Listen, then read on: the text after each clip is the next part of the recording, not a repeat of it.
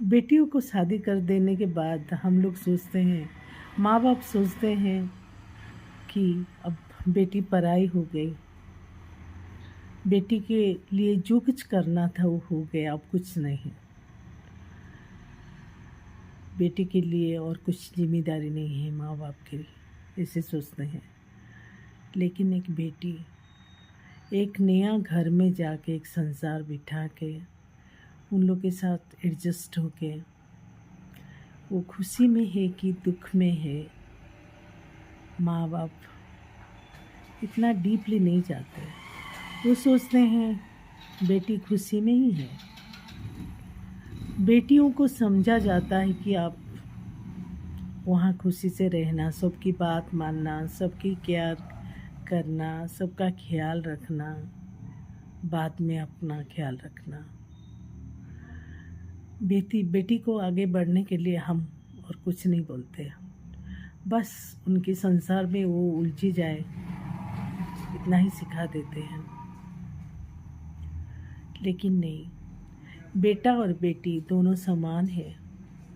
बेटी जब चाहे आ सकते हैं। इसीलिए बेटियां अपनी दुख, अपनी जो एक्सपीरियंस जो उनके ऊपर बीतता है, उनको जो टॉर्चर किया जाता है मेंटली फिजिकली, माँ बाप को आके नहीं बताते हैं, क्योंकि माँ बाप दुखी होंगे। वो लोग तो अपना जिम्मेदारी किए हैं, अब निभा लिए हैं, फिर क्यों माँ बाप के ऊपर बोझ बनना। इसीलिए माँ बाप को नहीं बताते हैं।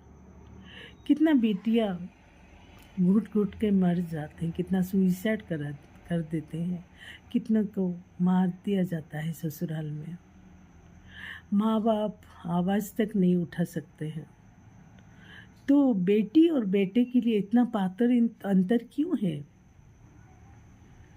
ऐसे नहीं, बेटी का जो मजबूरी हो सोचिए, बेटी का दुख समझिए, उसका साथ दीजिए, उसको आगे बढ़ने के लिए हेल्प कीजिए। वो सेल्फ डिपेंडेंट जैसे हो सकती इसीलिए आप उसको हेल्प कीजिए।